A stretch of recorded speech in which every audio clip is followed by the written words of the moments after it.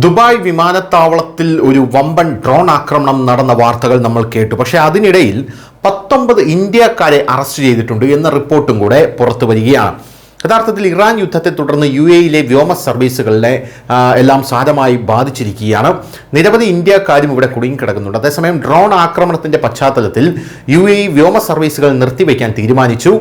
തെറ്റായ കിംവദന്തികൾ പ്രചരിപ്പിച്ചതിന് 19 ഇന്ത്യക്കാരെ കസ്റ്റഡിയിലെടുത്തുവെന്ന റിപ്പോർട്ടുകളാണ് പുറത്തുവരുന്നത്. ഇറാനും US ഇസ്രായേൽ യുദ്ധത്തിന്റെ തീ ഇപ്പോൾ UAE-യിലും ശക്തമായി എരിയുകയാണ്. ദുബായ് ഉൾപ്പെടെ UAE-യിലെ നിരവധി നഗരങ്ങളെ ഇറാൻ തുടർച്ചയായി ലക്ഷ്യമിടുന്നതായിട്ടുള്ള വാർത്തകൾ പുറത്തുവരുന്നു. ഈ സാഹചര്യം കണക്കിലെടുത്ത് തിങ്കളാഴ്ച ദുബായ് അന്താരാഷ്ട്ര വിമാനത്താവളത്തിൽ നടന്ന ഡ്രോൺ ആക്രമണത്തെ തുടർന്ന് എല്ലാ വിമാന സർവീസുകളും താൽക്കാലികമായി നിർത്തിവച്ചു. വിമാനത്താവളത്തിന് സമീപമുണ്ടായ തീപിടുത്തത്തെ തുടർന്ന് മുൻകരുതൽ നടപടിയായി പ്രവർത്തനങ്ങൾ നിർത്തിവച്ചു.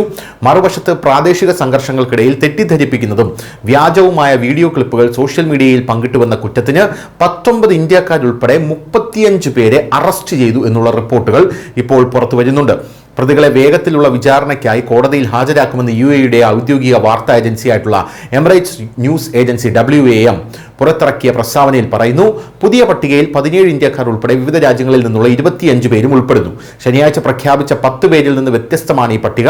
ഇതിൽ 2 ഇന്ത്യക്കാരും ഉൾപ്പെടുന്നു. അവരുടെ അറസ്റ്റ് വാറന്റ് ഇതിനകം പുറപ്പെടുവിച്ചിട്ടുണ്ട് എന്നാണ് അറിയാൻ സാധിക്കുന്നത്. ഡിജിറ്റൽ പ്ലാറ്റ്ഫോമുകളെ കർശനമായി നിരീക്ഷിച്ച ശേഷമാണ് ഈ നടപടി സ്വീകരിച്ചതെന്ന് UAE attorney general doctor Hamad Saeed Al Shamsi പറഞ്ഞു. പൊതുക്രമം തകർക്കാനും അസ്ഥിരത സൃഷ്ടിക്കാനും ശ്രമിക്കുന്ന AI, അതായത് ആർട്ടിഫിഷ്യൽ ഇന്റലിജൻസ് സൃഷ്ടിക്കുന്ന വ്യാജ വാർത്തകളുടെയും വ്യാജ ഉള്ളടക്കത്തിൻ്റെയും വ്യാപനം തടയുകയാണ് ലക്ഷ്യം എന്നുള്ളതാണ് ഇപ്പോൾ UAE പ്രധാനമായും പറയുന്നത്. അന്വേഷണത്തിൽ പ്രതികൾ 3 ഗ്രൂപ്പുകളായി വിഭജിക്കപ്പെട്ടിരുന്നുവെന്നും വ്യത്യസ്ത പ്രവർത്തനങ്ങളിൽ ഏർപ്പെട്ടിരുന്നതായും കണ്ടെത്തി. സമകാലിക സംഭവങ്ങളുടെ യഥാർത്ഥ വീഡിയോകൾ തെറ്റായി പോസ്റ്റ് ചെയ്യുക, AI-യുടെ സഹായത്തോടെ വ്യാജ വീഡിയോകൾ സൃഷ്ടിക്കുക, സൈനിക അധിനിവേശം നടത്തിയ ഒരു രാജ്യത്തിൻ്റെ നേതൃത്വത്തെയോ സൈനിക നടപടികളെയോ പ്രോത്സാഹിപ്പിക്കുക എന്നിവ ഇവയിൽ ഉൾപ്പെടുന്നു എന്നുള്ളതാണ് പ്രധാനപ്പെട്ട കാര്യം. നേരത്തെ കുവൈറ്റും ഇത്തരത്തിലുള്ള നടപടി സ്വീകരിച്ചിരുന്നു. അതായത് കുവൈറ്റിന്റെ മണ്ണിൽ നിന്നുകൊണ്ട് ഇറാനെ സപ്പോർട്ട് ചെയ്യുന്ന 3 പേരെയാണ്, അതായത് 3 കുവൈറ്റി പൗരന്മാരെ തന്നെയാണ് കുവൈറ്റ് പിടിച്ചത്. കുവൈറ്റ് അറസ്റ്റ് ചെയ്ത് മറ്റ് നടപടികളിലേക്ക് കടന്നിരുന്നു.